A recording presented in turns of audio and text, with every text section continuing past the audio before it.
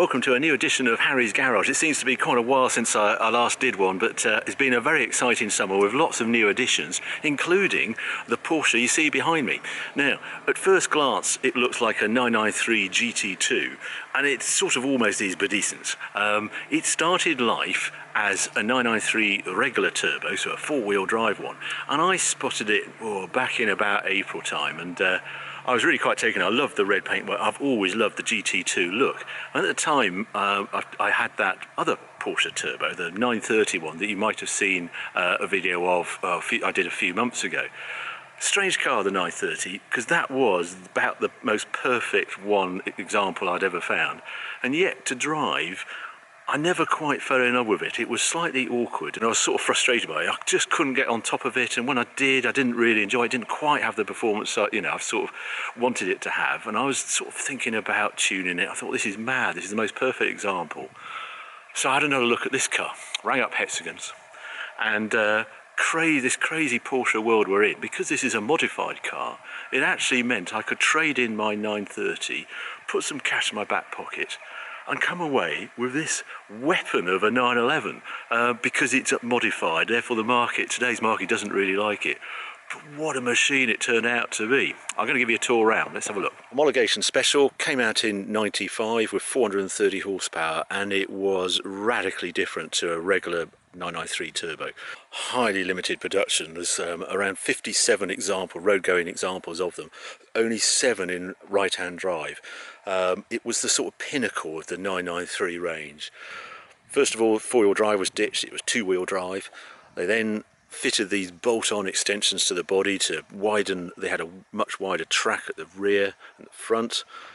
They fitted alloy bonnet and doors to it. They tweaked the engine, so the standard 993 turbo is 408 horsepower. They went to 430 horsepower. And inside, it was all the toys had gone. There's air conditioning gone, radio gone, wind-up windows, door cards, stripped interior, rear seats gone. And they managed to shed 200 kilos by doing all that. Now, in fact, when you actually owners sort of spec them, quite a few then put back the electric windows and the air conditioning and a radio and 1 or 2 airbags and things. But if you want to turn a 993 turbo into a GT2 like this is, you've got to be a brave guy to sort of do it, because it's brutal what they do to the body. To get those bolt-on arches, if we have a closer look at this car, everybody says they're riveted. They're actually little lovely stainless steel Allen key bolts all around. Now, what you actually do to put those arches on, you have to take an angle grinder to your 911 and you cut all along here and just kill the body on the turbo. So you don't do it. Once you've made that your first incision, you're stuffed and you're completely committed once you've done it. But then you bolt on the arches and you get this wonderful look. This extra, it's 60mm wider. The wheels are slightly wider as well. This one carries 285s on the back. They just tuck under. It's really close as they tuck under there, and the front is even closer. The other change of a GT2 is this rear spoiler, this monster rear spoiler. The wing is adjustable here. If you take this off, you've got some bolt adjustments. But the key thing with it also is it has those intakes either side, and that basically rams air into the engine.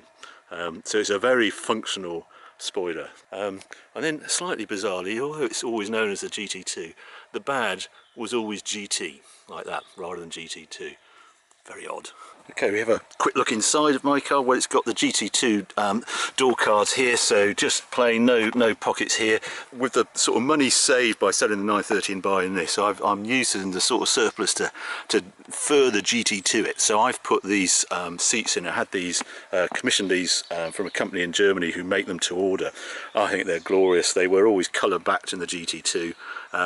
Wonderful RS seats. I've actually added that steering wheel, so this is a 911 Cup steering wheel, race wheel, done by Momo. Glorious thing, suede covered. It's really good. And then the final bits I'm going to do is I've commissioned a GT2 carpet set to be made. These rear seats are going, and that rear parcel shelf goes as well. And I'll be just in this glass and the rear screen. If we just quickly pop around the other side, you can tell this isn't a true GT2 because it's got a rear wiper. They have light and glass, heated element goes, and you can see those speakers and all that, that's all gone as well. Another thing very distinctive on the GT2 is you get these split rim speedline wheels, and I'm told if you actually put your hand under here and they're solid like these are, then they're made of magnesium for super lightweight, which I really like. Up the front, let's lift this up. There you go, you get a completely stripped interior, you get a brace bar, not that isn't actually the standard one, but no carpets, that's all gone in here. There's a typical sort of RS feel to it. There's xenon headlights, and up there is the spec sheet. It's a really useful tip if you're buying a 911, always check that out, and then you can go on, Google it, and you can find out what options the car came with as standard. Okay, now the one thing about this car, it was slightly lacking on history. It was obviously, when you saw it, it had been really well done, but they're trying to tease the details out exactly what had been done, particularly to the engine, is hard work actually. This is what the car came with, and I discovered the car originally was modified by this company in Germany, which I'm not going to pretend to pronounce, but there's these huge bills. There's one for 11,900, 2,000, it goes on and on, 339, I think there's another one in here, 10,000 or something. Anyway, a lot of work has been done to this engine, and it was actually, this car was sold at Coy's auction in Monaco. I bought it from Hexagons, but back then in the particulars they describe it as having 520 horsepower, a serious amount of horsepower.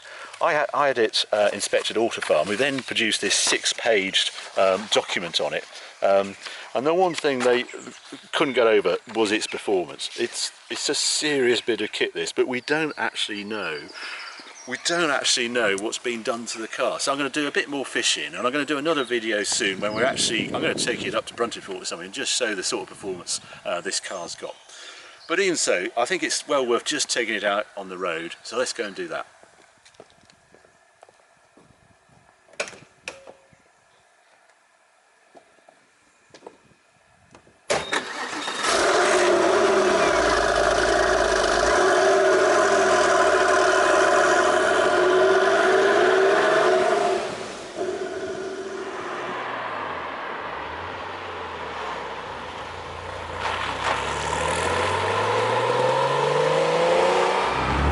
Slightly bear with me on this one. There's some squeaks and rattles in this car. They're all going to get fixed by Autofarm when I take it in to have all the carpets set and the rear seats removed.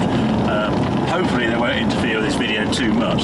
So this is a sort of an early taste of this car. The other thing, all suspension's been done on this car during the conversion. So this is running on Bilstein suspension, lowered further to a regular 993 turbo. That's GT2 is about 20mm lower than a regular turbo. This is slightly lower than that. The other thing it's got is trick front wishbones that add a bit of camber at the front. There's quite a lot of camber at the rear. It's a very serious bit of kit, this car. Basically, although it's fairly civilised, it's more suited to on track than on road. But just being a 911 means it's pretty good on road. And it's also chuffing quick. I've been very lucky to drive a lot of quick 911s, and I had a 993 turbo for a while, and it's glorious. You like feeding the fire with each gear change.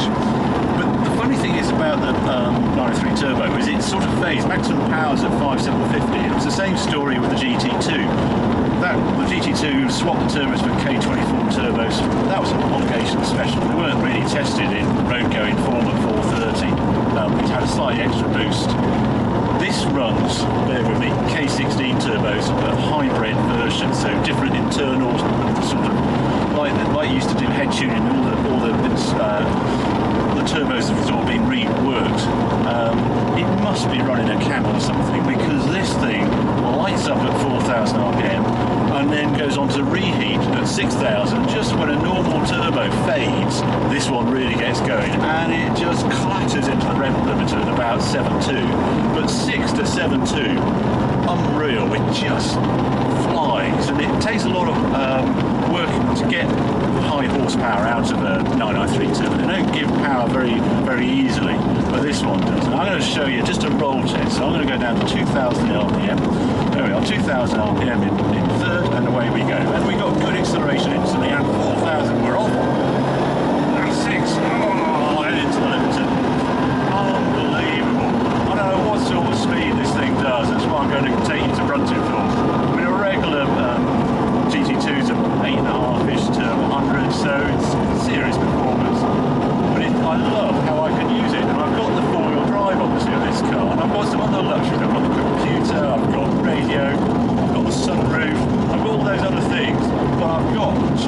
most wonderful chassis. And I was lucky enough 2 weeks ago to take, I had a 993S, so that was the 450 horsepower, sort of last of the line of the 993.